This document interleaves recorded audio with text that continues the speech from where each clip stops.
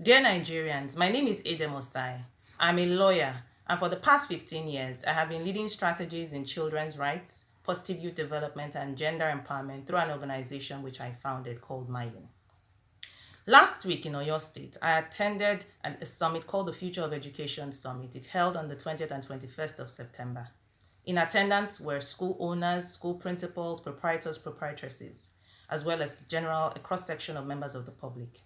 A most distressing subject was brought to my attention. Did you know that in Nigeria today, children learning business studies in secondary schools are forced to learn with the use of typewriters?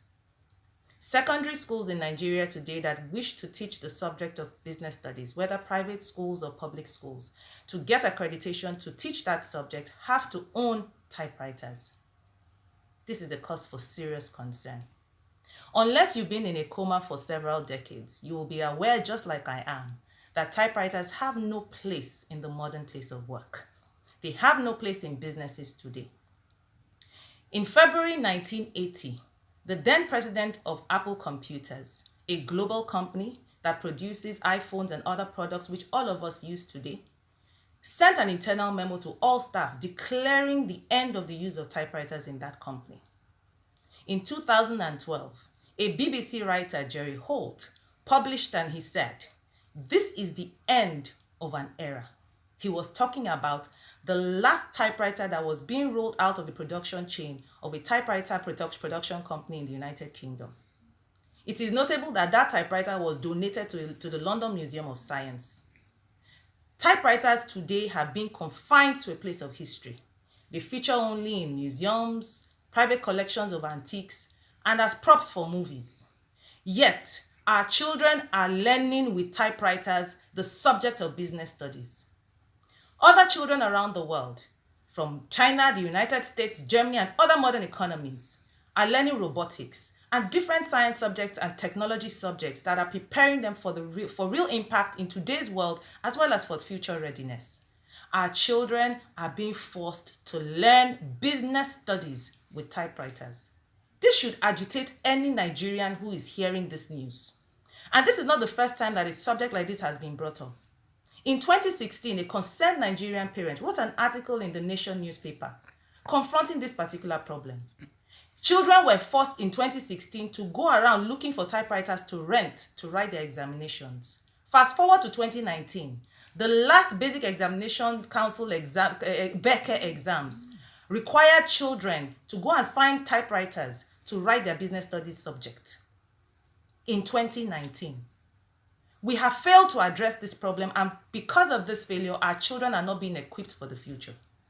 With typewriters, will children learn, if it's business studies that truly they are required to learn, will children learn how to create relevant documents for business, PowerPoint presentations, Excel documents, basic information charts, graphs, and different, relevant key information documents that businesses thrive on today?